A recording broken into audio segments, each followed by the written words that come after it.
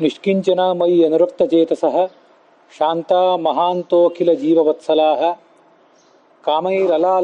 ಅನಾಲಬ್ಧಧಿಯೋ ಜುಷೋಯೇ ತೇ ನೈರಪೇಕ್ಷ್ಯಂ ಹಿ ವಿದುಃ ಸುಖಂ ಮಮ. ಈ ಹಿಂದೆ ಅನೇಕ ಧರ್ಮಗಳನ್ನು ಉಪದೇಶಿಸಿದ್ದಾರೆ. ಸಂತೋಷ ಅನ್ನುವ ಒಂದು ಭಗವಂತನ ಧರ್ಮ, ಭಗವಂತನನ್ನು ತಲುಪಬೇಕಾದ ಧರ್ಮಗಳ ಮಧ್ಯೆ ಇದು ಒಂದು ಪ್ರಧಾನವಾದ ಧರ್ಮ. ಸಂತೋಷ ಅಂದರೆ ಸುಖವಾಗಿರುವುದು, ಅನೇಕ ಭೋಗ ಪದಾರ್ಥಗಳನ್ನು ಅನುಭವಿಸಿ ಸುಖವಾಗಿರುವುದು ಅಂತ ಅಷ್ಟೇ ಅರ್ಥ ಅಲ್ಲ. ಒಳಗಿನ ಸುಖ ಅನುಭವಿಸುವುದು, ಭೋಗ ಪದಾರ್ಥ ಇಲ್ಲದೆ ಹೋದರೂ ಕೂಡ ನಿತ್ಯ ತೃಪ್ತನಾಗಿರುವುದಕ್ಕೆ ಸಂತೋಷ ಅಂತಾರೆ. ಅದನ್ನು ಈ 11ನೇ ಸ್ಕಂದದ 14ನೇ ಅಧ್ಯಾಯದ 17ನೇ ಶ್ಲೋಕ, ಮತ್ತದು ಈ ಭಾಗವತ ಸಾರೋದ್ಧಾರದಲ್ಲಿ 270ನೇ ಶ್ಲೋಕ, ಅದನ್ನೀಗ ನಾವು ನೋಡಬೇಕಾಗಿದೆ.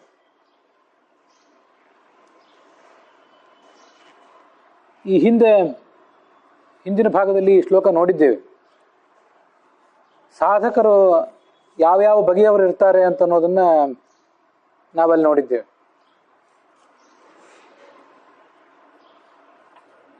ಈ ಜಗತ್ತಿನಲ್ಲಿ ಪ್ರತಿಯೊಬ್ಬರು ಬದುಕುವುದಂತೂ ಬದುಕಬೇಕು.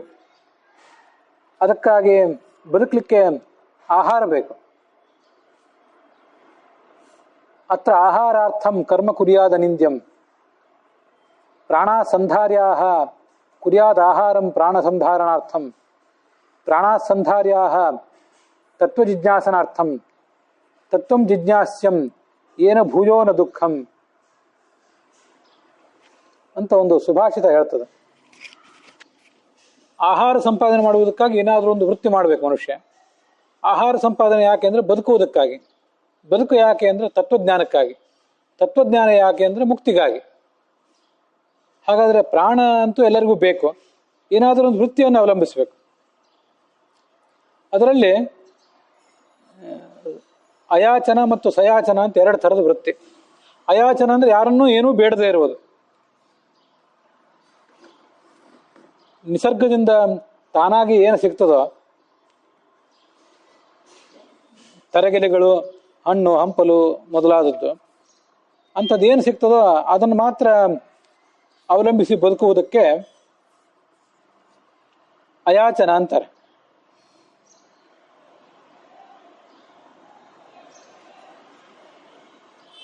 ಏನು ಭಗವಂತನ ಇಚ್ಛೆಯಿಂದ ಸಿಗ್ತದೋ ಅಷ್ಟೇ, ಯಾರನ್ನು ಕೇಳುವಂತಿಲ್ಲ. ಆ ಅಯಾಚನ ಅಂತನ್ನೋದು 2 ಥರ ಇದೆ. ಮೊದಲನೇದ್ದು ಯಾರನ್ನು ಏನೂ ಬೇಡದೇ ಇರುವುದು. 2ನೇದ್ದು ನಾವಾಗಿಯೇ ಹೊಲ ಕಣಗಳಿಗೆ ಹೋಗಿ ಅಲ್ಲಿ ಬಿದ್ದಂತಹ ಕಾಳು ಕಡಿಗಳನ್ನು ಆರಿಸಿಕೊಂಡು ಬಂದು ತಿನ್ನೋದು. ಇದು ಎಲ್ಲರಿಗೂ ಹೇಳಿದ್ದಲ್ಲ, ಬಹಳ ಪಕ್ವರಾದಂತಹ ಯೋಗಿಗಳು ಅವಧೂತರು ಅಂತ ಏನಿರ್ತಾರೆ ಅವ್ರಿಗೆ ಹೇಳಿದ ಮಾತು. ತೀರಾ ಸಾಮಾನ್ಯರಾದವರು ಯಾವುದೇ ವೃತ್ತಿ ಮಾಡದೆ ಹೊಲದಲ್ಲಿ ಬಿದ್ದ ಕಾಳು ಕಡಿಗಳನ್ನು ಆರಿಸಿಕೊಂಡು ಬಂದು ತಿಂತಾ ಕೂತ್ಕೊಂಡ್ರೆ ಅವ್ರಿಗೆ ಹೊಟ್ಟೆ ತುಂಬಲಿಕ್ಕಿಲ್ಲ. ಆದ್ರಿಂದ ಬಹಳ ದೊಡ್ಡ ಮಟ್ಟದ ಯೋಗಿಗಳೇನಿರ್ತಾರೆ, ಇನ್ನು ಜಗತ್ತಿನಲ್ಲಿ ಬೇರೆ ಯಾವುದೂ ನಮ್ಗೆ ಬೇಡ ಅಂತ ಭಾವಿಸುವವರು, ಅವರು ಇಂಥದನ್ನೆಲ್ಲ ಅವಲಂಬಿಸ್ತಾರೆ. ಈ ಹಿಂದಿನ ದಿವಸ ಹೇಳಿದ್ದೆ, ಅದರಲ್ಲಿ ಮೊದಲನೇದ್ದು ಬಹಳ ಶ್ರೇಷ್ಠ. ಮೊದಲನೇದ್ದು ಯಾವುದು? ಹೊಲಗಳಿಗೂ ಜಮೀನುಗಳಿಗೂ ಹೋಗದೇ ಇರೋದು. ಯಾಕೆಂದ್ರೆ ಹೊಲ ಜಮೀನುಗಳಿಗೆ ಹೋದರೆ ಅದು ರೈತನ ಸ್ವತ್ತು. ಅಲ್ಲಿ ಅವನೇನೋ ಸ್ವಲ್ಪ ಕಾಳು ಕಡಿ ತೆನೆ ಇತ್ಯಾದಿಗಳನ್ನು ಬಿಟ್ಟು ಹೋಗಿದ್ರೆ ಮಾರನೇ ದಿವಸ ಬಂದು ಮತ್ತೆ ಅದನ್ನು ತೊಗೊಂಡು ಹೋಗೋ ಸಾಧ್ಯತೆ ಇರ್ತದೆ. ಹಾಗಾಗಿ ಅಲ್ಲಿ ಹೋದರೆ ಅದು ಒಂದು ರೀತಿಯಾಗಿ ರೈತನಿಗೆ ದ್ರೋಹ ಮಾಡಿದಂತೇನೆ. ಅದಕ್ಕಿಂತಲೂ ಶ್ರೇಷ್ಠವಾದದ್ದು ತರಗೆಲೆಗಳು, ಹಣ್ಣು ಇತ್ಯಾದಿ ಯಾವುದೋ ಒಂದು ಏನು ಸಿಕ್ಕಿರ್ತದೆ ಅದನ್ನು ಅವಲಂಬಿಸುವುದು. ಅಂತೂ ಈಶ್ವರನ ಇಚ್ಛೆಯಿಂದ ಏನು ಸಿಕ್ಕಿರ್ತದೆ ಅದನ್ನೇ ಅವಲಂಬಿಸೋದು. ಅದಕ್ಕಿಂತ ಕೆಳಗಿನದು ಜಮೀನುಗಳಿಗೆ ಹೋಗಿ ಅಲ್ಲಿ ಬಿದ್ದ ಕಾಳು ಕಡಿಗಳನ್ನು ಅವಲಂಬಿಸಿ ತಗೊಂಡು ಬರೋದು. ಅದರ ನಂತರ ಸಯಾಚನ ಅನ್ನೋ ವೃತ್ತಿ. ಈಗ ಮೊದಲನೇದ್ದೇ ಎರಡು ಏನು ಹೇಳಿದ್ವಲ್ಲ, ಅದೆರಡು ಅಯಾಚನ, ಯಾರನ್ನೂ ಬೇಡದೇ ಇರೋದು. ಯಾರನ್ನೂ ಬೇಡದೇ ಇರುವುದರಲ್ಲೇ ಭಗವಂತನಿಂದ ಸಿಕ್ಕದ್ದು, ನಿಸರ್ಗದಿಂದ ಸಿಕ್ಕಿದ್ದನ್ನು ಮಾತ್ರ ಅವಲಂಬಿಸುವುದು ಒಂದು. ಹೊಲ ಜಮೀನುಗಳಿಗೆ ಭೇಟಿ ಕೊಟ್ಟು ಅಲ್ಲಿ ಕಾಳು ಕಡಿಗಳನ್ನು ಆರಿಸಿಕೊಂಡು ಬಂದು ತಿನ್ನುವುದು ಎರಡನೇದು. ಅಯಾಚನದಲ್ಲಿ ಈ ಥರ ಎರಡು, ಸಯಾಚನದಲ್ಲಿ ಮತ್ತೆ ಮೂರು: ವಾರ್ತಾ, ಅಸಂಚಯ ಮತ್ತು ಶಾಲೀನ ಅಂತ. ವಾರ್ತಾ ಅಂದರೆ ಭಿಕ್ಷೆ ಬೇಡೋದು, ಮನೆಗಳಿಗೆ ಭಿಕ್ಷೆ ಬೇಡಿ ಬಂದು ತಿನ್ನುವುದು. ಇವತ್ತು ಯಾರು ಭಿಕ್ಷಾ ಬೇಡ್ತಿರ್ತಾರಲ್ಲ, ಅವರಲ್ಲಿ ಅನೇಕರಿಗೆ ಧರ್ಮ, ಜ್ಞಾನ, ವೈರಾಗ್ಯ ಇತ್ಯಾದಿ ಏನೂ ಅರಿವಿರೋದಿಲ್ಲ.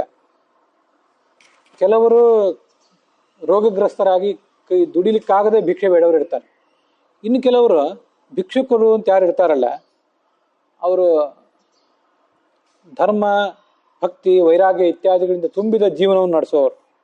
ಆದರೆ ನಮ್ಮಂತೆ ಯಾವುದಾದ್ರೊಂದು ವೃತ್ತಿ, ವ್ಯಾಪಾರ ಇತ್ಯಾದಿಗಳಲ್ಲಿ ತೊಡಗಿದರೆ ಸಮಯ ವ್ಯರ್ಥ ಆಗ್ತದೆ ಅಂತ ಅದನ್ನು ಮಾಡ್ಲಿಕ್ಕೆ ಒಲ್ಲದೆ ಮನೆಗಳಿಗೆ ಬೇಡಿ ಉಣ್ಣುವವರು ಇವರು. ಇಂಥವ್ರನ್ನ ನಾವು ಇವತ್ತು ಬಹಳ ಸ್ವಲ್ಪ ನೋಡ್ತೇವೆ. ಈ ಹಿಂದೆ ಒಂದು 20-30 ವರ್ಷದ ಹಿಂದೆಲ್ಲ ಹೆಚ್ಚು ನೋಡ್ತಿದ್ದೆವು. ಮನೆಗಳಿಗೆ ಅಂಥವರೆಲ್ಲ ಸ್ವಾಮಿಗಳು ಮೊದಲಾದವರೆಲ್ಲ ಬರ್ತಿದ್ರು. ಸ್ವಾಮಿಗಳು ಅಂದರೆ ಸನ್ಯಾಸಿಗಳು ಒಂದು, ಸನ್ಯಾಸಿಗಳು ಅಲ್ಲದೆ ಹೋದರೂ ಕೂಡ ಐನೂರು ಸ್ವಾಮಿಗಳು ಅಂತ ಏನು ಇರ್ತಿದ್ರಲ್ಲ ಅವರು, ಮತ್ತು ಬ್ರಾಹ್ಮಣರು ಇಂಥವ್ರೆಲ್ಲ ಕೆಲವರು ಮನೆಗೆ ಬರ್ತಿದ್ರು. ಯಾಕೆಂದರೆ ಅವರಿಗೆ ಬೇಡಿ ಜೀವನೋಪಾಯ ನಡೆಸಲಿಕ್ಕೆ ಅಧಿಕಾರ ಇರೋದು. ಉಳಿದವರು ಬೇಡೋದು ಬೇಡ, ಗೃಹಸ್ಥನಾದವನು ಅಲ್ಲಿ ಬೇಡಬಾರದು, ದುಡಿಬೇಕು, ಕಾಯಕವೇ ಕೈಲಾಸ ಅಂತ ನಂಬಬೇಕು. ಯಾರು ಅಂಥ ಕಾಯಕ ಮಾಡ್ಲಿಕ್ಕೆ ಬೇಡ, ಕಾಯಕ ಮಾಡ್ತಾ ಕೂತ್ರೆ ಸಮಯ ಹೋಗ್ತದೆ ಅನ್ನೋ ದೃಷ್ಟಿಯಿಂದ ಯಾರು ನೀವು ಕಾಯಕ ಮಾಡಿ ತಂದಿಟ್ಟಿದ್ದೀರಿ, ನಿಮ್ಮ ಮನೆಗೆ ಬಂದು ಅಲ್ಲಿ ಆಹಾರ ಸ್ವೀಕಾರ ಮಾಡಿದರೆ ಅದಕ್ಕೆ ಈ ವಾರ್ತಾ ಅಂತ ಕರೀತಾರೆ. ಅದನ್ನೇ ವಾರ್ತಾ ಅಂದರೆ ಅಲ್ಲಿ ಬೇಡಿ, ಭಿಕ್ಷೆ ಬೇಡಿ ಉಣ್ಣೋದು ಅಂತ ಅರ್ಥ. ಇಲ್ಲಿ ಸ್ವಾಮಿಗಳು ಅಂತ ನಾವೇನು ಹೇಳಿದ್ವಲ್ಲ, ಸ್ವಾಮಿಗಳು ಬ್ರಾಹ್ಮಣರು, ಜಾತಿಯಿಂದ ಸ್ವಾಮಿಗಳು ಬ್ರಾಹ್ಮಣರು ಆದವರು ಒಂದು ವಿಷಯ ಬೇರೆ. ಇನ್ನು ಕೆಲವರು ಸನ್ಯಾಸಿಗಳಾಗಿ ಹೋಗಿರ್ತಾರಲ್ಲ, ಸನ್ಯಾಸಿಗಳಿಗೂ ಕೂಡ ಭಿಕ್ಷುಗಳು ಅಂತಲೇ ಕರೀತಾರೆ. ಸನ್ಯಾಸ ಅಂದರೆ ಎಲ್ಲವನ್ನು ಬಿಟ್ಟು ಬಿಡೋದು ಅಂತ ಅರ್ಥ. ಮಠಾಧಿಪತಿ ಅಂದರೆ ಒಂದು ಮಠಕ್ಕೆ ಅಧಿಪತಿ ಅಂತ ಅರ್ಥ. ಭಿಕ್ಷುಕರು ಅಂತಂದರೆ ಅವರನ್ನು, ಈ ಸನ್ಯಾಸಿಗಳನ್ನೇ ಭಿಕ್ಷುಕರು ಅಂತ ಹೇಳೋದು. ಇವತ್ತಿಗೂ ನಮ್ಗೆ ಇದು ಗೊತ್ತಿರಬೇಕು. ಸ್ವಾಮಿಗಳದ್ದು ಊಟ ಆಯ್ತೇನೋ ಅಂತ ಕೇಳೋದಿಲ್ಲ, ಸ್ವಾಮಿಗಳದ್ದು ಭಿಕ್ಷಾ ಆಯ್ತೇನೋ ಅಂತ ಕೇಳ್ತಾರೆ. ಯಾಕೆ ಭಿಕ್ಷಾ ಆಯಿತು ಅಂತ ಕೇಳ್ತಾರೆ ಅಂದರೆ, ಅವ್ರು ತಮ್ಮ ಮಠದಲ್ಲೇ ಊಟ ಮಾಡಲಿ, ಅವರು ಸ್ವಯಂ ದುಡಿಮೆ ಇಲ್ಲ. ಅದರಿಂದ ಗೃಹಸ್ಥರು ಏನು ಕೊಟ್ಟಿರ್ತಾರೆ ಅದನ್ನು ಭಿಕ್ಷಾ ರೂಪದಲ್ಲಿ ಸ್ವೀಕಾರ ಮಾಡಿ ಉಣ್ಣುವುದೇ ಅವ್ರಿಗೆ ಧರ್ಮ. ಇದು ವಾರ್ತಾ. ಇದು ಮೂರನೇದ್ದು. ಯಾರನ್ನೂ ಬೇಡದೆ ಭಗವಂತನಿಂದ, ನಿಸರ್ಗದಿಂದ ದೊರೆತದ್ದು ಮಾತ್ರ ತಿನ್ನುವುದು ಮೊದಲನೇದ್ದು. ಹೊಲಗಳಿಗೆ ಹೋಗಿ ಕಾಳು ಕಡಿಗಳನ್ನು ಆಯ್ದು ತರುವುದು ಎರಡನೇದ್ದು. ಮೂರನೇದ್ದು ಅಷ್ಟು ಸಾಕಾಗೋದಿಲ್ಲ ಅಂತ ಆದಾಗ ಅವರಿಬ್ಬರನ್ನ ಬೇಡೋದು, ಇವ್ರನ್ನ ಗೃಹಸ್ಥರನ್ನ ಬೇಡೋದು, ಮನೆಗೆ ಹೋಗಬೇಕು. ಮನೆಗೆ ಹೋಗಿ ಮನೆಗಳಲ್ಲಿ ಓಡಾಡಿ ಅವ್ರು ಏನು ಕೊಟ್ಟಿರ್ತಾರೆ ಯಜಮಾನತಿಯರು ಅಂತ ತೊಗೊಂಬರೋದು ಮೂರನೇದು. ಇಲ್ಲಿ ಒಂದು ಎಚ್ಚರ ಇರಬೇಕು ಅವರಿಗೆ. ಇವತ್ತೇನು ಸಿಗ್ತದಲ್ಲ ಅದನ್ನು ಮಾತ್ರ ಊಟ ಮಾಡಬೇಕು, ನಾಳೆಗಾಗಿ ಅದನ್ನು ತೆಗೆದಿಡಬಾರ್ದು. ಇವತ್ತು ನನಗೆ ಭಿಕ್ಷಾ ಕೊಟ್ಟದ್ದು ಸಾಕು ಅಂತ ಕಾಣಿಸಿದ್ರೆ ಭಿಕ್ಷೆ ಬೇಡೋದನ್ನು ನಿಲ್ಲಿಸಿಬಿಡ್ಬೇಕು. ಅದರಲ್ಲೂ ಸ್ವಲ್ಪ ವಿವರಗಳನ್ನು ಹೇಳ್ತಾರೆ. 7 ಮನೆಗಳಿಗೆ ಓಡಾಡ್ಬೇಕಂತ. ಒಂದೇ ಮನೆಗೆ ಓಡಾಡಿದ್ರೆ ನಮ್ಗೆ ಇವತ್ತು ಸಾಕಾಗೋಷ್ಟು ಸಿಕ್ಕರೆ 2ನೇ ಮನೆಗೆ ಹೋಗಬಾರ್ದು. ಇವತ್ತು ಒಂದು ಮನೆಯಲ್ಲೂ ಕೊಟ್ಟದ್ದು ಸಾಕಾಗದೆ ಹೋದರೆ 2ನೇ ಮನೆಗೆ ಹೋಗ್ಬೇಕು. ಅಲ್ಲೂ ಕೊಟ್ಟು ಸಾಕಾಗದೆ ಹೋದರೆ 3-4ನೇ ಮನೆಗಳಿಗೆ ಹೋಗ್ಬೋದು. ಆದರೆ 7 ಮನೆಗಳಿಗಿಂತ ಹೆಚ್ಚು ಓಡಾಡಬಾರ್ದು. ಹೆಚ್ಚು ಸಂಗ್ರಹ ಮಾಡುವಂತಿಲ್ಲ. ಇವತ್ತಿಂದ ಇವತ್ತಿಗೆ, ನಾಳೆಗೆ ಮತ್ತೆ ಭಿಕ್ಷಾ ಬೇಡುವುದಿದ್ದೇ ಇದೆ. ಭಿಕ್ಷಾ ಬೇಡಲಿಕ್ಕೆ ಏನು ಅವಮಾನ. ಇದು ನಾಳೆಗೆ ಸಂಗ್ರಹ ಮಾಡದೆ ಬದುಕುವುದು, ಇದು ಮೂರನೇದು. ಬೇಡಿದ್ದು ಹೌದು, ಆದರೆ ಬೇಡಿದ್ರೂ ಕೂಡ ನಾಳೆಗೆ ಸಂಗ್ರಹ ಮಾಡಲಿಕ್ಕಿಲ್ಲ. ಇನ್ನು 4ನೇದು ಯಾವುದು ಅಂದರೆ ಅಸಂಚಯ ಅಂತ. ಇವತ್ತಿನ ಒಂದು ದಿವಸಕ್ಕೆ ಬೇಕಾಗುವಷ್ಟು ಸಂಗ್ರಹ ಮಾಡೋದು, ಇವತ್ತು ರಾತ್ರಿಗೆ ಬೇಕಾಗುವಷ್ಟು ಸಂಗ್ರಹ ಮಾಡೋದು. ಬಹಳ ಅಂದರೆ ನಾಳೆಗೆ ಒಂದು ದಿವಸಕ್ಕೆ ಬೇಕಾಗುವಷ್ಟು ಮಾತ್ರ ಸಂಗ್ರಹ ಮಾಡಿಡುವುದಕ್ಕೆ ಅಸಂಚಯ ಅಂತಾರೆ. ಇನ್ನು ಶಾಲೀನ ಅಂತ ಮೂರನೇದ್ದು, ಒಂದು ವರ್ಷಕ್ಕೆ ಬೇಕಾಗುವಷ್ಟು ಸಂಗ್ರಹ ಮಾಡೋದು. ಇದು 5ನೇದು. ಈ ಥರ 5 ವೃತ್ತಿಗಳಿಂದ ಬದುಕಲಿಕ್ಕೆ ಅವಕಾಶ ಇದೆ ಅಂತ. ತುಂಬ ವಿರಕ್ತರಾದವರಿಗೆ, ಬಹಳ ದೊಡ್ಡ ಸಾಧಕರಿಗೆ ಹೇಳಿದಂತಹ ಮಾರ್ಗ ಇದು.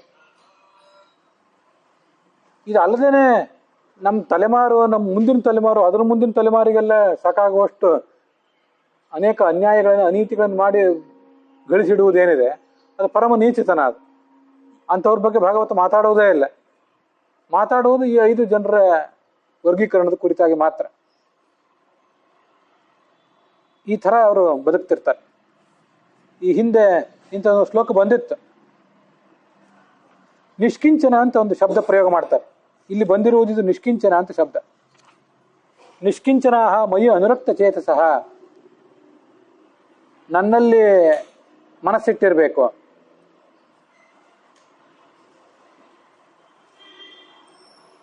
ಶಾಂತಾಹ, ಶಾಂತವಾದ ಮನಸ್ಸುಳ್ಳವರು. ಮಹಾಂತಹ ಅಖಿಲ ಜೀವವತ್ಸಲಾಹ, ಜಾತಿ ವರ್ಗ ಅಂತಸ್ತು ಇತ್ಯಾದಿಗಳು ಯಾವುದೇ ಭೇದವಿಲ್ಲದೆ ಅಖಿಲ ಜೀವ, ಪ್ರಾಣಿಗಳು ಪಕ್ಷಿಗಳು ಮನುಷ್ಯರು ಎಲ್ಲರ ಬಗ್ಗೆನೂ ಪ್ರೀತಿ ಇರಬೇಕು. ಅದು ಪ್ರಧಾನ ಲಕ್ಷಣ. ಕಾಮೈಹಿ ಅನಾಲಬ್ಧಧಿಯ, ಅವರಿಗೆ ಯಾವುದೇ ಭೋಗ ಪದಾರ್ಥದ ಬಗ್ಗೆ ಆಸಕ್ತಿ ಇರಬಾರ್ದು, ಅಲ್ಲಿ ಸೆಳೆತ ಇರಬಾರ್ದು. ತೇ ನೈರಪೇಕ್ಷ್ಯಂ ಹಿ ವಿದುಹು ಸುಖಂ ಮಮ, ಅವರಿಗೆ ನಾನು ದೊರೀತೇನೆ, ನನ್ನನ್ನು ಬಂದು ಅವರು ತಲುಪ್ತಾರೆ ಅಂತ ಭಗವಂತ ಹೇಳ್ತಾ ಇದ್ದಾನೆ. ಯಾವುದೇ ಲೋಕದ ಸುಖದ ಅಪೇಕ್ಷೆ ಇಲ್ಲ. ಆದ್ದರಿಂದ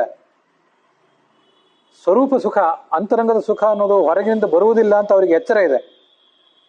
ಇಂಥ ಸಾಧನೆ ಮಾಡ್ತಾ ಇರ್ತಾರೆ ಅವರು.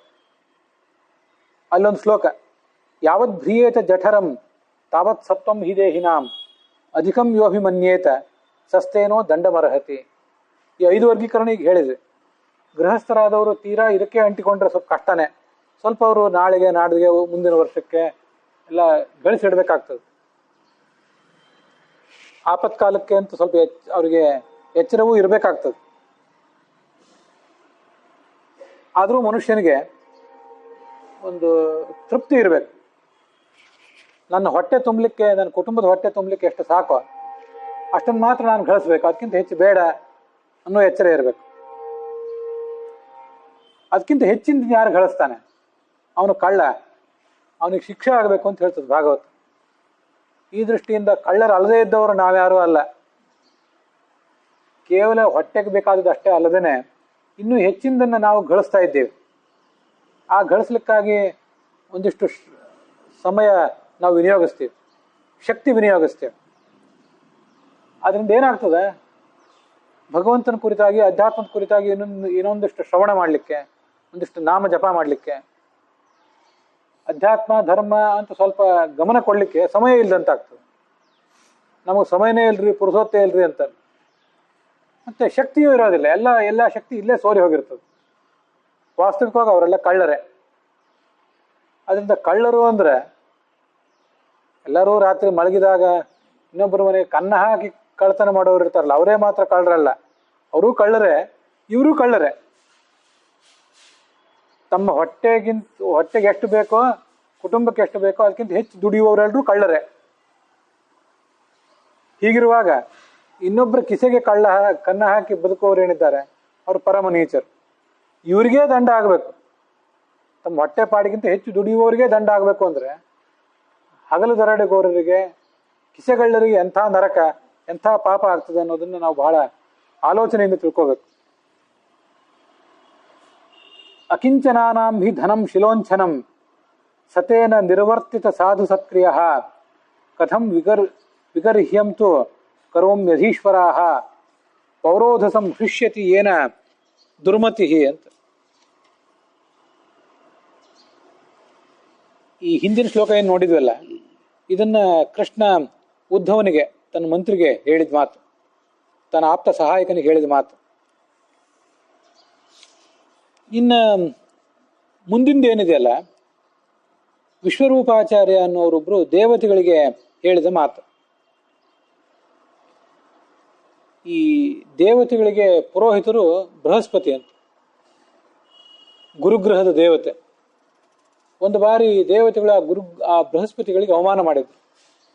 ಆಗ ಅವರು ಈ ದೇವತೆಗಳನ್ನು ತೊರೆದು ಹೋಗಿಬಿಟ್ಟಿದ್ರು ಎಲ್ಲ. ಗುರುಗಳು ಯಾರು ಒಬ್ರು ಯಾರ್ಯಾರು ಗುರುಗಳು ಬೇಕಲ್ಲ, ಪುರೋಹಿತರು ಬೇಕು. ಅದಕ್ಕಾಗಿ ಯಜ್ಞ ಯಾಗಾದಿಗಳನ್ನು ಮಾಡಿಸುವಂಥ ಪುರೋಹಿತರು ಬೇಕು. ಏನು ಮಾಡೋದು ಅಂತ ಇವರು ಆಲೋಚನೆ ಮಾಡಿದರು. ವಿಶ್ವರೂಪಾಚಾರ್ಯ ಅಂತ ಒಬ್ಬರಿದ್ರು. ಆ ವಿಶ್ವರೂಪಾಚಾರ್ಯನ ಬಳಿಗೆ ಇವರು ಹೋದ್ರು. ನಮ್ಮ ಗುರುಗಳು ನಮ್ಮ ಕೈ ಬಿಟ್ಟು ಹೋಗಿದ್ದಾರೆ, ನೀವೇ ನಮಗೆ ಗುರುಗಳಾಗಿದ್ದು ಪುರೋಹಿತರಾಗಿದ್ದು ಬನ್ರಿ ಅಂತ. ಆ ವಿಶ್ವರೂಪಾಚಾರ್ಯ ಈ ದೇವತೆಗಳ ಪೌರೋಹಿತ್ಯವನ್ನು ಒಪ್ಕೊಂಡ್ರು. ಆಮೇಲೆ ಆದ್ರೆ ಒಪ್ಕೊಳ್ಳೋಕ್ಕಿಂತ ಮುಂಚೆ ಹೇಳಿದ ಒಂದು ಮಾತು,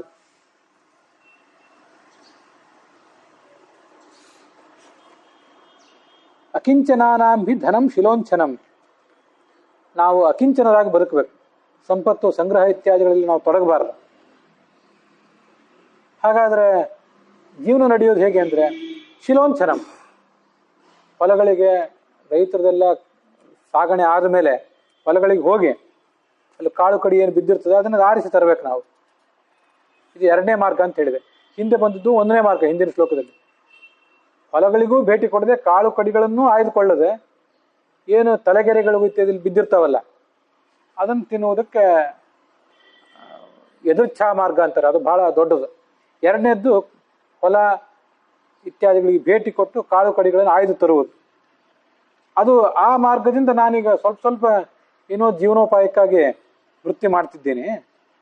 ಅದರಿಂದ ನನ್ನ ಎಲ್ಲ ಕೆಲಸ ನಡೀತಿದೆ. ಮತ್ತು ನನ್ನ ಕೆಲಸ ನಡೀತಿರುವಾಗ ನಿಮಗೆ ನಾನು ಯಾಕೆ ಪುರೋಹಿತನಾಗಿ ಬರಬೇಕು? ನಿಮಗೆ ಪುರೋಹಿತನಾಗಿ ನಾ ಬಂದರೆ ದೇವತೆಗಳು ನೀವು ಮೊದಲೇ ಶ್ರೀಮಂತರು, ಕಲ್ಪವೃಕ್ಷ, ಚಿಂತಾಮಣಿ, ಕಾಮಧೇನು ಎಲ್ಲ ನಿಮ್ಮ ಹತ್ರನೇ ಇದೆ. ನಿಮಗೆ ನಾನು ಪುರೋಹಿತ ಅಂತ ಬಂದುಬಿಟ್ರೆ ಒಂದಿಷ್ಟು ನಮಗೆ ಪೌರೋಹಿತ್ಯ ಮಾಡಿಸಿದ್ದಾನೆ ಅಂತ ಒಂದಿಷ್ಟು ದುಡ್ಡು ಕೊಡ್ತಿರಲ್ಲ ನೀವು, ಅದರಿಂದ ನಮ್ಗೆ ದುಡ್ಡು ಸಂಗ್ರಹ ಆಗ್ತದೆ. ಆದ್ದರಿಂದ ನನಗೆ ಹಾನಿ ಆಗ್ತದೆ.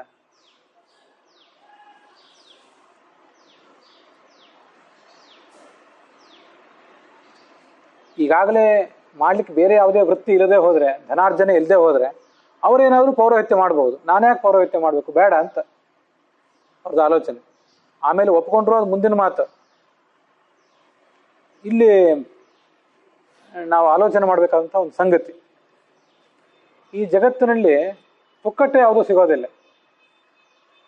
ನೀವು ಯಾರಾದರೂ ಒಬ್ಬ ಪುರೋಹಿತರಿಗೆ ಅವನು ಮನೆಗೆ ಬಂದು ಪೌರೋಹಿತ್ಯ ಮಾಡಿಸಿದ್ದಕ್ಕಾಗಿ ಸ್ವಾಮಿಗಳಿಗಾಗಲಿ, ಬ್ರಾಹ್ಮಣರಿಗಾಗಲಿ, ಮತ್ತಾರು ಪಂಡಿತರಿಗಾಗಲಿ ದಾನ ದಕ್ಷಿಣೆ ಕೊಡ್ತೀರಿ ಅಂದರೆ, ನೀವು ಕೊಟ್ಟಿದ್ದು ನೀವು ಸ್ವೀಕಾರ ಮಾಡಿದ್ದಾರೆ ಅಂದರೆ ತಮ್ಮದು ಒಂದಿಷ್ಟನ್ನು ಕಳ್ಕೊಂಡಿದ್ದಾರೆ ಅಂತ ಅರ್ಥ. ಪ್ರತಿಗ್ರಹಂ ಮನ್ಯಮಾನಃ ತಪಸ್ತೇಜೋ ಯಶೋನುದಮ್ ಅಂತ 11ನೇ ಸ್ಕಂದದಲ್ಲಿ ಭಾಗವತದಲ್ಲಿ ಅಂದ್ಕೊಂಡು ಹೇಳ್ತಾರೆ. ಈ ಅಂಗಡಿಗೆ ಹೋಗ್ತೀರಿ, ನಿಮ್ದೊಂದಿಷ್ಟು ದುಡ್ಡು ಕೊಡ್ತೀರಿ, ಅದಕ್ಕೆ ದುಡ್ಡಿಗೆ ತಕ್ಕಂತೆ ಅವರೊಂದಿಷ್ಟು ಪದಾರ್ಥ ಕೊಡ್ತಾರೆ. ಅವ್ರ ಪದಾರ್ಥ ಪುಕ್ಕಟ್ಟೆ ಕೊಡೋದಿಲ್ಲ. ಅದನ್ನು ನೀವು ತಗೊಂಡಾಗ ನಿಮ್ದನ್ನು ಕಳ್ಕೊಂಡ್ರಿ, ದುಡ್ಡನ್ನು ಕಳ್ಕೊಂಡ್ರಿ. ದುಡ್ಡು ಹೋಯ್ತು, ಕಾಳು ಕಡಿ ಬಂತು.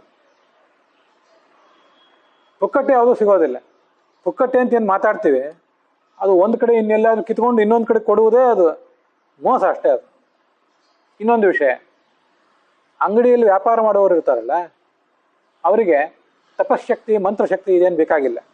ಯಾಕಂದರೆ ಬರುವವರು ದುಡ್ಡು ತಂದಿರ್ತಾರೆ, ಆ ದುಡ್ಡಿಗೆ ಪ್ರತಿಯಾಗಿ ಇವರು ಪದಾರ್ಥ ಕೊಡ್ತಾರೆ. ಇವ್ರ ಕೈಯಲ್ಲೇನು ಮಂತ್ರಶಕ್ತಿ ಏನು ಇರಬೇಕಾಗಿಲ್ಲ. ಆದರೆ ಪೌರೋಹಿತ್ಯ ಮಾಡಿಸುವುದು, ಸ್ವಾಮಿಗಳಾಗಿ ಪಂಡಿತರಾಗಿ ಕೆಲಸ ಮಾಡುವುದೇನಿದೆಯಲ್ಲ, ಅಂಗಡಿಯಲ್ಲಿ ವ್ಯಾಪಾರ ಮಾಡಿದಂತೆ ಅಲ್ಲ. ಇವನು ಪೌರೋಹಿತ್ಯ ಮಾಡಿ ಮಂತ್ರ ಉಚ್ಚಾರ ಮಾಡಿ ನಿಮಗೇನೋ ಒಂದು ಶಾಂತಿ ಮಾಡಿಸ್ತಾನೆ, ಮದುವೆ ಇತ್ಯಾದಿ ಕಾರ್ಯಗಳನ್ನು ಮಾಡಿಸ್ತಾನೆ. ಏನೇ ಮಾಡಿಸಿದ್ರು ಅವನಿನ್ನೊಂದು ದಕ್ಷಿಣೆ ಕೊಡ್ತೀರಿ ನೀವು, ಅದಕ್ಕೆ ಪ್ರತಿಯಾಗಿ ನಿಮ್ಗೆ ಕಾರ್ಯ ಮಾಡಿಸ್ತಾನೆ. ಇದು ವ್ಯಾಪಾರ ಮಾಡಿದಂತೆ ಅಲ್ಲ. ಇವನು ಜೀವಮಾನದಲ್ಲಿ ಆರಂಭದಿಂದಲೂ ಒಂದಿಷ್ಟೇನು ಮಂತ್ರಗಳನ್ನು ಅಂದೊಂದು ತಪಶಕ್ತಿ ಸಂಪಾದನೆ ಮಾಡಿರ್ತಾನಲ್ಲ, ಅದು ಸೋರೆ ಹೋಗ್ತದೆ, ಗೊತ್ತಾಗೋದಿಲ್ಲ. ಪುಕ್ಕಟ್ಟೆ ಕೆಲಸ ಆಗೋದಿಲ್ಲ ಮಂತ್ರಗಳಿಂದ. ವ್ಯಾಪಾರದಲ್ಲಿ ಆದರೆ ದುಡ್ಡು ಕೊಡ್ತೀರಿ, ಪದಾರ್ಥ ಸಿಗ್ತದೆ, ಅಲ್ಲೇನು ಮಂತ್ರ ಬಲ ಬೇಕಾಗಿಲ್ಲ. ಇಲ್ಲಿ ಮಂತ್ರ ಬಲ ಇಲ್ಲದೆ ಕೆಲಸ ಆಗೋದಿಲ್ಲ. ಅದಕ್ಕಾಗಿ ನಿಷ್ಠಾವಂತನಾದಂಥ ಒಳ್ಳೆಯ ಪುರೋಹಿತ ಸಿಗಬೇಕು. ಧನಾಸೆ ಇರುವಂತಹ ಮಂತ್ರ ಬರದ ಪುರೋಹಿತನನ್ನು ಕರಿಬಾರದು. ಯಾರಿಗೆ ಮಂತ್ರದ ಅಂದು ಅಭ್ಯಾಸ ಇಲ್ವೋ, ಮಂತ್ರದ ಪರಿಚಯ ಇಲ್ವೋ, ಜ್ಞಾನ ಇಲ್ವೋ ಅಂಥವ್ರನ್ನ ಕರೆದಿದ್ದರಿಂದ ಏನೂ ಉಪಯೋಗ ಇಲ್ಲ. ಕರೆದರೆ ಮನೆಗೆ ಬರ್ತಾನೆ, ಪೌರೋಹಿತ್ಯ ಮಾಡಿಸ್ತಾನೆ, ನೀವು ದೊಡ್ಡ ಮಹಾ ಕಾರ್ಯ ಮಾಡಿದ್ರಿ, ಧರ್ಮ ಕಾರ್ಯ ಮಾಡಿದ್ರಿ ಅಂತ ಜನನೂ ಹೊಗಳ್ತಾರೆ. ಆದರೆ ಅದರಿಂದ ಆಗಬೇಕಾದ ಕೆಲಸ ಆಗದೆ ಹೋದ್ರೆ ಸಮಸ್ಯೆ ಇದೆ. ಅದಕ್ಕಾಗಿ ಮಂತ್ರಜ್ಞನಾದಂತಹ ಮಂತ್ರಶಕ್ತಿ ಇರುವ ಪುರೋಹಿತರನ್ನು ಕರಿಬೇಕು ಅಂತ ಆಲೋಚನೆ ಮಾಡ್ತಿರ್ತಾರೆ. ಹಾಗಾಗಿ ನಾವು ಪುರೋಹಿತರಾದವ್ರು ಕಾರ್ಯ ಮಾಡಿದ್ರು, ನೀವು ಅವ್ರಿಗೆ ದಕ್ಷಿಣೆ ಕೊಟ್ರಿ ಅಂದ್ರೆ ಪುರೋಹಿತರಲ್ಲಿರುವ ಸ್ವಲ್ಪ ಶಕ್ತಿ, ಮಂತ್ರಶಕ್ತಿ ಸೋರಿ ಹೋಗ್ತದೆ ಅಂತ ಅರ್ಥ. ಅದೊಂದು ಲುಕ್ಸಾನ. ಅದು ಲುಕ್ಸಾನ ಅಂತ ನಮ್ಗೆ ಎಚ್ಚರ ಇರಬೇಕು. ಇದು ಲುಕ್ಸಾನ ಏನಲ್ಲ, ಎಷ್ಟು ಬಂದಷ್ಟು ಸಂಪಾದನೆ ಮಾಡ್ತೇನೆ, ಎಷ್ಟು ಬಂದಷ್ಟು ಪೌರೋಹಿತ್ಯ ಮಾಡಿಸ್ತೀನಿ ಅಂತ ಹೊರಟ್ರೆ ಮನುಷ್ಯ ಕಳ್ಕೋತಾ ಹೋಗ್ತಾನೆ. ಅದು ಯೋಗ್ಯ ಅಲ್ಲ. ಆ ಎಚ್ಚರ ಇವರಿಗಿತ್ತು. ಅನೇಕರಿಗೆ ಆ ಎಚ್ಚರ ಇರ್ತದೆ. ಅನೇಕ ಜನ ಸ್ವಾಮಿಗಳು ಕೂಡ ಇದನ್ನು ಕೇಳಿದ್ದೀನಿ. ನಾವು ಮಂತ್ರ ಅನ್ಬೇಕಾಗ್ತದೆ, ಅದರಿಂದ ನೀವು ಎಲ್ಲೆಂದ್ರಲ್ಲಿ ಊಟಕ್ಕೆ ಬಾ ಅಂದ್ರೆ ನಾವು ಬರೋದಿಲ್ಲ ಅಂತ. ಸ್ವಾಮಿಗಳು ಕೂಡ ಕೇವಲ ಬ್ರಾಹ್ಮಣರು ಅಂತ ಮಾತ್ರ ಅಲ್ಲ, ಇಲ್ಲ ಸ್ವಾಮಿಗಳು ಇದನ್ನು ಕೇಳಿದ್ದೇನೆ. ಈ ಹುಟ್ಟಿದ ಮೈಲಿಗೆ, ಸತ್ತ ಮೈಲಿಗೆ ಅಂತ ಮೈಲಿಗೆಗಳೆಲ್ಲ ಕೆಲವು ಇದ್ದಾಗ ಅಂತಲ್ಲಿ ಎಲ್ಲ ಕಡೆ ಅವ್ರು ಒಮ್ಮೆಲೆ ಊಟಕ್ಕೆ ಒಪ್ಕೊಳ್ಳೋದಿಲ್ಲ. ಮಂತ್ರ ಅನ್ಬೇಕಾಗ್ತದೆ, ಅದರಿಂದ ನಾವು ಅಲ್ಲಿ ಊಟ ಮಾಡದೇ ಇರೋ ನಿಯಮ ಇಟ್ಕೊಂಡಿದ್ದೀವಿ ಅಂತಿರ್ತಾರೆ. ಯಾಕೆಂದ್ರೆ ಶಕ್ತಿ ಹೋಗಬಾರ್ದು ಅಂತ ಆ ಎಚ್ಚರ ಅವ್ರಿಗಿರ್ತದೆ.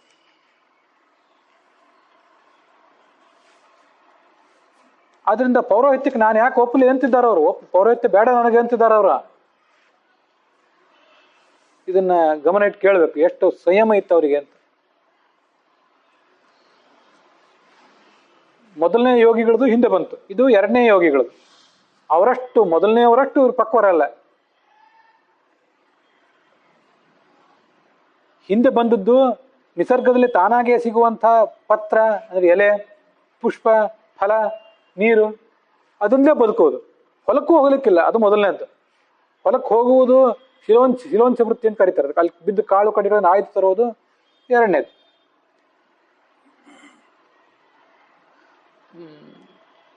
ಅವರಿಗೆ ಮೊದಲನೇವರಿಗೆ ಪಕ್ವ ಯೋಗಿಗಳು ಅಂತ ಕರೀತಾರೆ.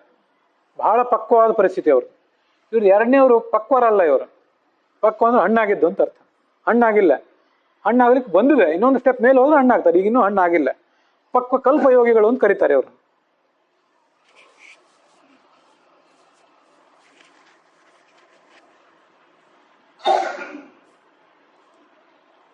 ಅದರಲ್ಲಿ ಶಿಲೋಂಛ ಅಂತ ಏನಿದೆಯಲ್ಲ, ಅದು ಎರಡು ಥರ.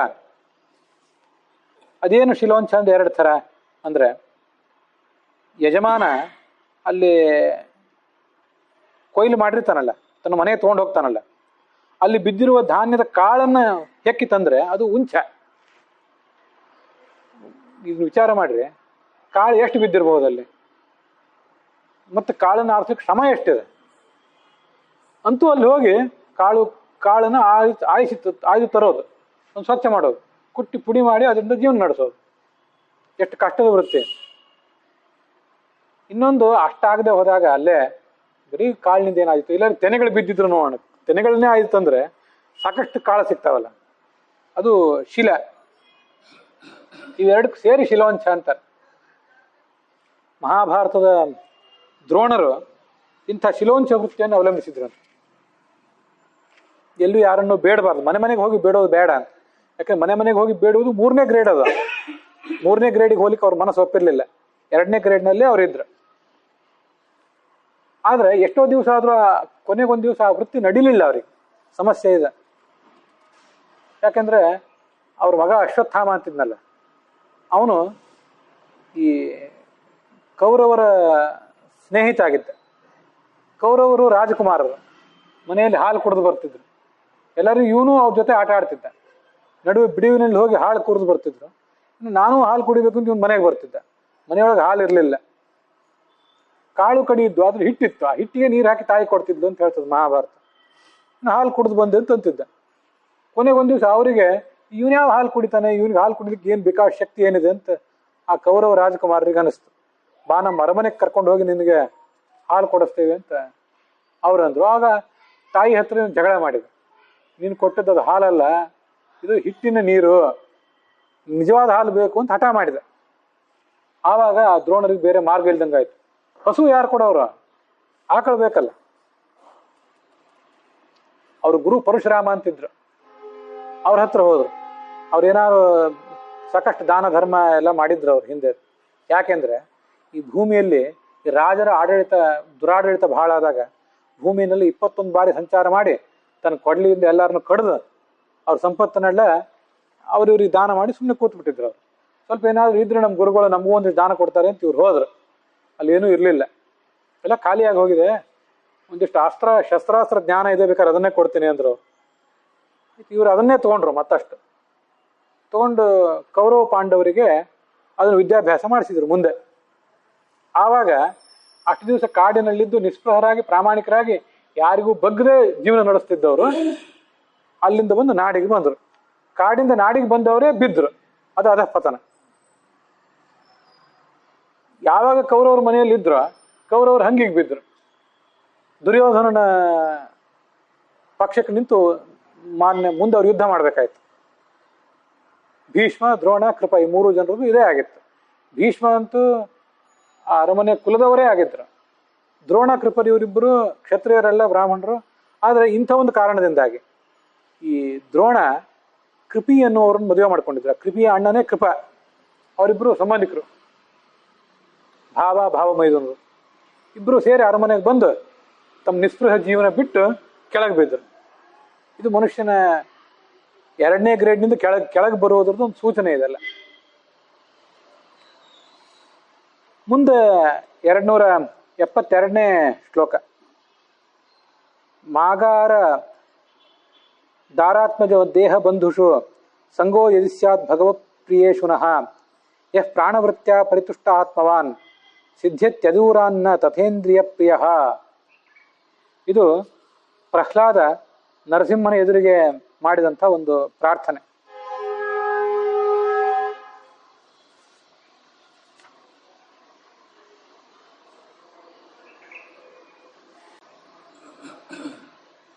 ಮನೆ, ಹೆಂಡತಿ, ಗಂಡ, ಮಕ್ಕಳು, ಸಂಬಂಧಿಗಳು, ಬೀಗರು ಅಂತ ಇದೆಲ್ಲ ಒಂದು ಅಭಿಮಾನ. ಇದನ್ನ ನಾವು ಕಟ್ಕೊಂಡಷ್ಟು ಅವ್ರ ಸಲುವಾಗಿ ನಾವು ದುಡಿಬೇಕಾಗ್ತದೆ. ಅದು ಬೇಡ.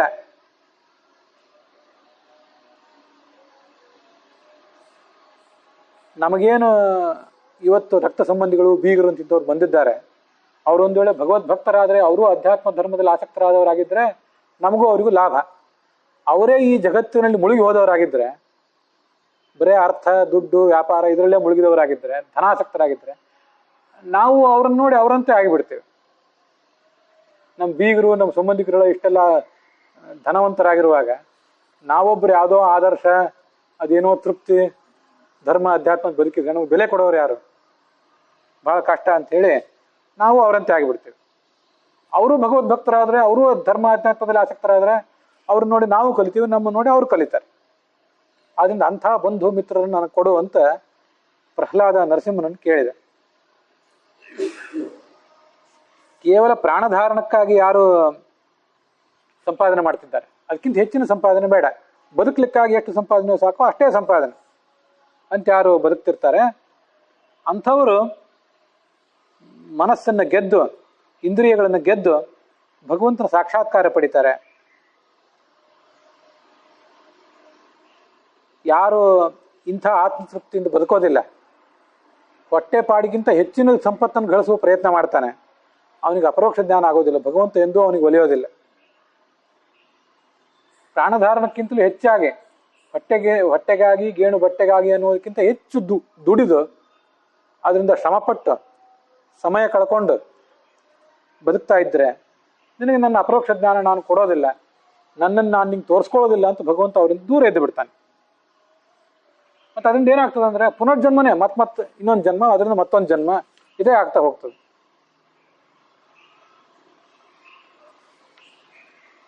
ಒಟ್ಟಾರೆ ಅದರ ತಾತ್ಪರ್ಯ ಇಷ್ಟು. ಕುಟುಂಬರಹಿತನಾಗಿ, ಸನ್ಯಾಸಿಯಾಗಿ, ಯೋಗಿಯಾಗಿ ಬದುಕುವುದು ಮೊದಲನೇ ಮಾರ್ಗ. ಅಲ್ಲೇನು ಪ್ರಕೃತಿಯಿಂದ ಸಿಕ್ಕಿದೆ, ನಿಸರ್ಗದಿಂದ ನೀರು, ಹಣ್ಣು, ತರಗೆಲೆಗೆ ಒಣ ಎಲೆಗಳು, ಅದನ್ನೆಲ್ಲ ತಿಂದು ಬದುಕುವುದು ಮೊದಲನೇದು. ಇನ್ನು ಎರಡನೇದ್ದು ಹೆಂಡತಿ, ಮಕ್ಕಳು ಮೊದಲಾದವ್ರ ಜೊತೆಗೆ ಬದುಕೋದು. ಅಷ್ಟು ಮಾಡಬೇಕು ಅಂದರೆ ಶಿಲೋಂಚ ವೃತ್ತಿ, ಅಲ್ಲಲ್ಲಿ ಕಾಳು ಕಡಿ ಇತ್ಯಾದಿಗಳನ್ನು ತರಬೇಕಾಗ್ತದೆ. ಸನ್ಯಾಸಕ್ಕಿಂತ ಇದು ಕಡಿಮೆದ್ದು. ಇವೆರಡಕ್ಕೂ ಅಯಾಚಿತ ಅಂತ ಕರೀತಾರೆ. ಯಾಕಂದ್ರೆ ಬೇರೆ ಯಾರನ್ನೂ ಬೇಡಲಿಲ್ಲ. ನಮ್ಮಲ್ಲಿ ಹಿಂದೊಂದು ಸರ್ನೇಮ್ ಇತ್ತು, ಅಯಾಚಿತ ಅಂತ. ಅಯಾಚಿತ್ ಅಂತ ನೀವು ಎಲ್ಲರೂ ಕೇಳಿದ್ರು, ಸರ್ನೇಮ್ ಅದು. ಯಾಕೆಂದ್ರೆ ಯಾರನ್ನೂ ಬೇಡದೇ ಇರೋರು ಅಂತ ಅರ್ಥ. ಬೇಡಿದರೆ ನೊಡೆಯನ ಬೇಡುವೆ ಅಂತ ಭಗವಂತನನ್ನೇ ಬೇಡ್ತಿದ್ರೆ ಹೊರತು ಬೇರೆ ಯಾರನ್ನೂ ಬೇಡದೇ ಇರುವವರು. ಇವು ಎರಡಾಯ್ತು. ನಮ್ದು ಬೇಡು ಮನೆ ಮನೆಗೆ ಹೋಗಿ ಮಂದಿಯನ್ನೇ ಬೇಡುವುದು ಅಂದರೆ ಮೂರನೇ ವೃತ್ತಿ ಅದು. ಅದು ಒಂದನೇದಕ್ಕೂ ಎರಡನೇದಕ್ಕಿಂತಲೂ ಇದು ಕಡಿಮೆ ಇದ್ದಿದೆ. ಯಾಕಂದ್ರೆ ಮಂದಿಯನ್ನು ಬೇಡಿದ್ರಲ್ಲ ಇವರು, ಯಾರ್ಯಾರನ್ನು ಬೇಡಿದ್ರು. ಆದ್ರಿಂದ ಇದು ಮೂರನೇದ್ದು. ಬೇಡುವುದು ಇವತ್ತಿನ ದಿವಸಕ್ಕೆ ಬೇಕಾಗುವಷ್ಟು ಮಾತ್ರ ತಿನ್ನೋದು, ಹೆಚ್ಚಿನ ಸಂಗ್ರಹ ಮಾಡುವಂತಿಲ್ಲ. ಇದು ಇದರ ಲಕ್ಷಣ. ಅದಾದ ಮೇಲೆ ಒಂದು ದಿವಸಕ್ಕೆ ಸಾಕಾಗುವಷ್ಟು ಸಂಪಾದನೆ ಮಾಡೋದು. ಇವತ್ತಿನ ದಿವಸಕ್ಕೆ ಸಾಕಾಗೋಂಗಿಲ್ಲ. ಸ್ವಲ್ಪ ನಾಳೆಗೆ ಏನಾದ್ರು ಭಿಕ್ಷಾ ಕೊಡದೆ ಹೋದ್ರು ಯಾರ್ದಾರು ಮನೆ ಅವ್ರು ಎಲ್ಲರೂ ಊರಿಗೆ ಹೋಗಿಬಿಟ್ಟಿದ್ರು, ಭಿಕ್ಷಾ ಬೇಡ್ಲಿಕ್ಕೆ ಹೋದಾಗ ನಮಗೇನೋ ಸಿಗದೆ ಹೋದ್ರೆ ಏನು ಗತಿ ಅಂತ ನಾಳೆಗೆ ಬೇಕಾದಷ್ಟನ್ನು ಸಂಗ್ರಹ ಮಾಡಿ ಇಡುವುದು. ಅದು ಮತ್ತೆ ನಾಲ್ಕನೇದು. ಒಂದು ವರ್ಷಕ್ಕೆ ಸಾಕಾಗುವಷ್ಟು ಬೇಡಿ ಸಂಗ್ರಹ ಮಾಡುವುದನ್ನ ಐದನೇದ್ದು ಅಂತ ಹೇಳ್ತಾರೆ. ವೃತ್ತಿ ಸಂಕೋಚಮನ್ವಿಚ್ಛನ್ ನಲಭೇ ಧನ ವಿಸ್ತರಂ ಧನಲಾಭೇ ಪ್ರವೃತ್ತಸ್ತು ಬ್ರಾಹ್ಮಣ್ಯಾದೇವ ಹೀಯತೆ ಅಂತ ಕೆಲವು ಸಂಸ್ಕೃತದ ಸುಭಾಷಿತಗಳು. ಈ ನಮ್ಮ ವೃತ್ತಿ ಅಂದ್ರೆ ಜೀವನೋಪಾಯ ಅದು ಹೆಚ್ಚು ವಿಸ್ತೀರ್ಣ ಆಗ್ತಾ ಆಗ್ತಾ ಹೋದಷ್ಟು ನಮ್ಮ ಬುದ್ಧಿ ತೀಕ್ಷ್ಣತೆ ಕಡಿಮೆ ಆಗ್ತದೆ. ಯಾರಿಗೆ ಧನ ಹೆಚ್ಚು ಬರ್ತದೆ ಅವರು ಭಗವಂತನಿಗೆ ಪ್ರಿಯರಾಗೋದಿಲ್ಲ. ಯಾಕಂದ್ರೆ ಧನ ಹೆಚ್ಚು ಬಂದಾಗ ಆ ಧನ ಹೆಚ್ಚು ಬರಲಿಕ್ಕೆ ಮೊದಲನೇದಾಗಿ ಪ್ರಯತ್ನ ಪಡಬೇಕು. ಪುಕ್ಕಟೆ ಧನ ಬರೋದಿಲ್ಲ. ನಾನು ಅನೇಕ ಬಾರಿ ಅನ್ಕೊಳ್ಳೋದಿಲ್ಲ, ಜಗತ್ತಿನಲ್ಲಿ ಕಳ್ತನ ಮಾಡೋದು ಏನು ಬಹಳ ಸುಲಭದ ಕೆಲಸ ಅಲ್ಲ. ಬಹಳಷ್ಟು ಪ್ರಯತ್ನ ಪಟ್ಟು ಸಮಯ ಹಾಕಿ ಪಂಚ ಹಾಕಿ ಕಳ್ತನ ಮಾಡ್ಬೇಕಾಗ್ತದೆ, ಇಲ್ಲದವ್ರು ಬಡಿಸ್ಕೋಬೇಕಾಗ್ತದೆ. ಹಾಗಿರುವಾಗ ನ್ಯಾಯದಿಂದ ಧನ ಸಂಪಾದನೆ ಮಾಡಬೇಕು ಅಂದ್ರೂ ಎಷ್ಟು ಸಮಯ ಇದೆ, ಎಷ್ಟು ಶ್ರಮ ಹಾಕಬೇಕು. ಅಷ್ಟನ್ನು ನೀವು ಧರ್ಮಗ್ರಂಥಗಳ ಅಧ್ಯಯನ, ಪ್ರವಚನ, ಶ್ರವಣ ಇತ್ಯಾದಿ ಸಮಯ ಕೊಡಲಿಲ್ಲ. ಆದ್ರಿಂದ ಅವನಿಗೆ ಜ್ಞಾನ ಬರೋ ಸಾಧ್ಯತೆ ಕಡಿಮೆ ಆಗ್ತದೆ, ಭಕ್ತಿ ವೈರಾಗ್ಯ ಬರುವ ಸಾಧ್ಯತೆ ಕಡಿಮೆ ಆಗ್ತದೆ.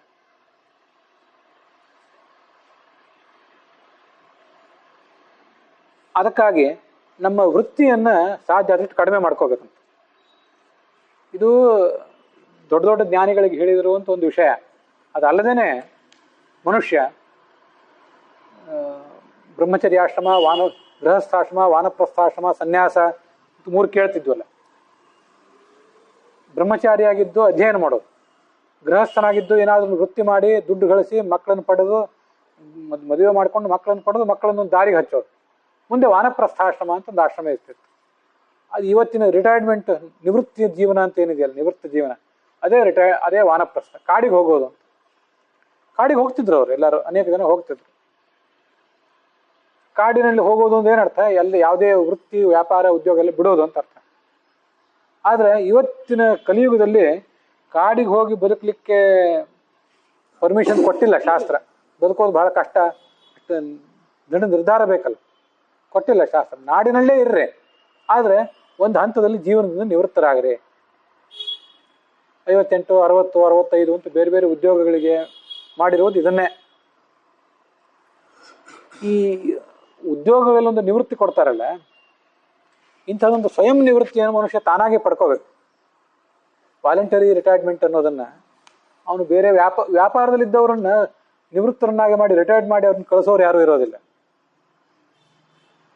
ಈ ವೈದ್ಯರು, ತಂತ್ರಜ್ಞರು, ವಕೀಲರು, ವ್ಯಾಪಾರಿಗಳು ರಿಟೈರ್ಮೆಂಟ್ ಅಂತ ಇರೋದಿಲ್ಲ. ತಾವಾಗಿ ಬಿಡ್ಬೇಕಷ್ಟೆ. ನೀವು ಬರೇ ವೈದ್ಯರು, ವಕೀಲರು, ತಂತ್ರಜ್ಞರು ಅವ್ರು ಮಾತ್ರ ಹೆಸರು ಹೇಳಿದ್ರಿ ಅಂತ ಅನ್ಬೇಡ್ರಿ.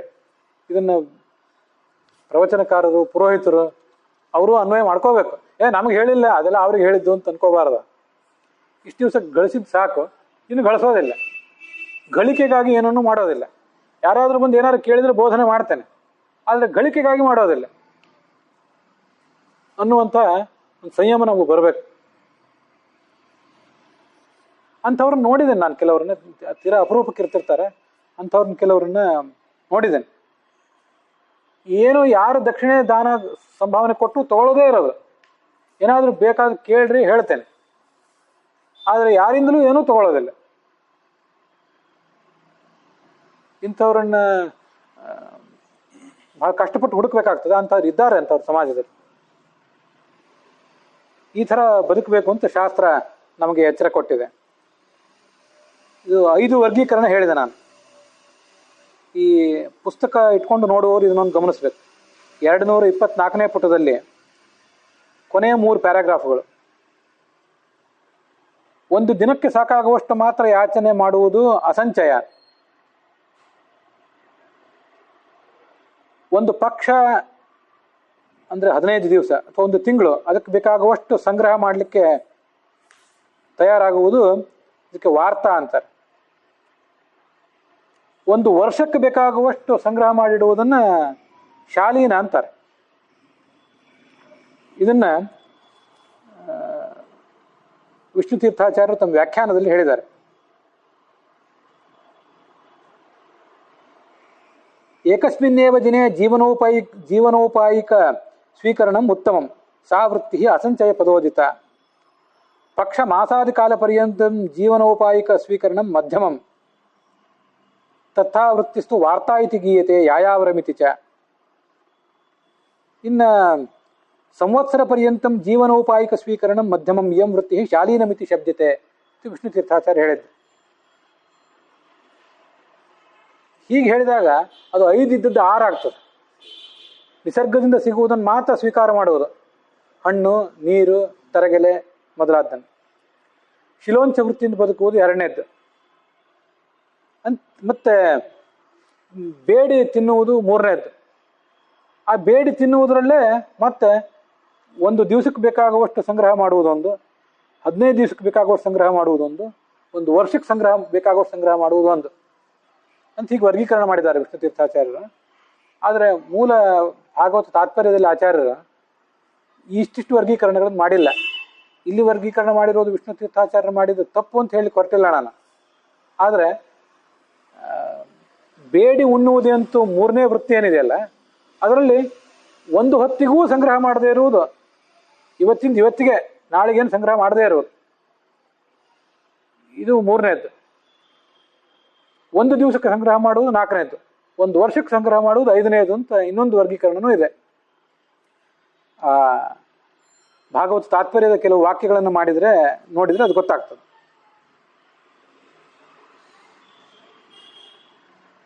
ಪಕ್ಷ ಮಾಸಕ್ಕೆ ಬೇಕಾಗುವಷ್ಟು ಸಂಗ್ರಹಿಸುವುದನ್ನು ವಾರ್ತಾ ಅಂತ ವಿಷ್ಣು ತೀರ್ಥಾಚಾರ್ಯ ಏನು ಹೇಳಿದ್ದಾರೆ, ಅದನ್ನು ಆಚಾರ್ಯರು ಭಾಗವತ ತಾತ್ಪರ್ಯದಲ್ಲಿ ಹೇಳಿಲ್ಲ. ವಾರ್ತಾ ಅಂದರೆ ಬೇಡಿ ತಿನ್ನುವುದು ಅಂತ ಇಷ್ಟು ಮಾತ್ರ ಅರ್ಥ. ಹೀಗೆ ಇದು ತಾಂತ್ರಿಕ ವ್ಯತ್ಯಾಸ ಅಷ್ಟೇ, ಮೂಲಭೂತ ವ್ಯತ್ಯಾಸಗಳೇನಿಲ್ಲ. ತಾಂತ್ರಿಕವಾಗಿ ಎಷ್ಟು ವರ್ಗೀಕರಣ ಮಾಡಬೇಕು, ಹೇಗೆ ತಿಳ್ಕೋಬೇಕು, ಶಬ್ದಕ್ಕೆ ಅರ್ಥ ಏನು ಮಾಡಬೇಕು, ಸ್ವಲ್ಪ ಇದು ವರ್ಗೀಕರಣ ಅಷ್ಟೆ. ಮೊನ್ನೆ ದಿವಸನೂ ಹೇಳಿದ್ದೆ, ಇವತ್ತಿನ ದಿವಸ ಇನ್ನೊಂದು ಸ್ವಲ್ಪ ಅದನ್ನು ಹೇಳಿದ್ದೇನೆ. ಸಚಿಂತಯನ್ ದ್ವಕ್ಷರಮೇಕ ಧಾಂಬಸಿ ಉಪಾಶ್ನೋತು ದ್ವಿರ್ಗದಿತಂ ವಚೋ ವಿಭು ಸ್ಪರ್ಶೇಷು ಯತ್ 16 ಮೇಕವಿಂಶಂ ನಿಷ್ಕಿಂಚನಾನಾಂ ನೃಪ ಯದ್ಧನಂ ವಿಧು ಅಂತ. ಇದು 273ನೇ ಶ್ಲೋಕ. ಭಾಗವತದಲ್ಲಿ 2ನೇ ಸ್ಕಂದದ 9ನೇ ಅಧ್ಯಾಯದ 6ನೇ ಶ್ಲೋಕ ಇದು.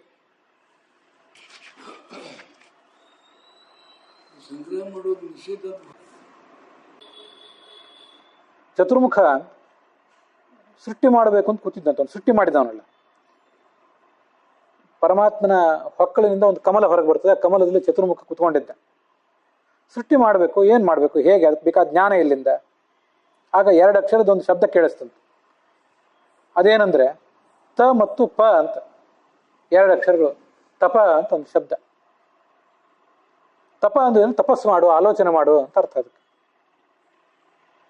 ಈ ತಪಸ್ಸು ಅನ್ನುವುದೇ ದೊಡ್ಡ ಧನ. ತಪಸ್ಸು ಅಂದ್ರೆ ನಿರ್ದಿಷ್ಟವಾಗಿ ಜಪಮಣಿ ಎನಿಸಿ ತಪಸ್ಸು ಮಾಡುವುದೇ ಏನಲ್ಲ, ಉತ್ತಮ ಆಲೋಚನೆ, ತಪ ಆಲೋಚನೆ, ಕೇಳುವುದು, ಓದುವುದು, ಅದು ಎಲ್ಲ ತಪಸ್ಸೆ. ಅದನ್ನ ಧನ ಅಂತಾರೆ. ಇದು ಬೇರೆ ಯಾರು ಹೇಳಿದ ಮಾತಲ್ಲ, ಸ್ವಯಂ ಭಗವಂತನೇ ಚತುರ್ಮುಖ ಬ್ರಹ್ಮನಿಗೆ ಹೇಳಿದ ಮಾತು.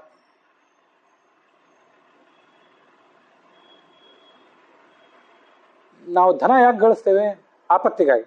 ಒಂದಿಷ್ಟು ದುಡ್ಡು ಇಟ್ಟಿದ್ರೆ ಆಪತ್ತಿಗಾಗಿ ಗಳಿಸ್ತೇವೆ. ತಪಸ್ಸು ಕೂಡ ಇದ್ರೆ ಆ ತಪಸ್ಸು ಯೋಗಿಗಳನ್ನ, ಆ ತಪಸ್ಸುಳ್ಳವರನ್ನ ಅದು ಕಾಪಾಡ್ತದೆ. ಅದಕ್ಕಾಗಿ ತಪಸ್ಸು ಅಂತ ಅದನ್ನು ಹೇಳ್ತಾರೆ.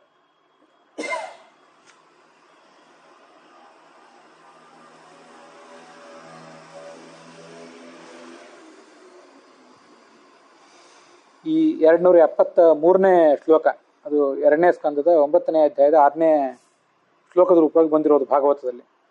ಅದರ ಶ್ರವಣದೊಂದಿಗೆ ಇವತ್ತಿನ ಈ ಭಾಗ, ಈ ಶ್ರಾವಣ ಶುಕ್ಲ ಏಕಾದಶಿಯ ಭಾನುವಾರದ ದಿವಸ ನಾವೇನು ಮಾಡಿದ್ದೀವಿ ಅದರೊಂದಿಗೆ ಈ ಭಾಗ ಸಮಾಪ್ತವಾಗಿದೆ.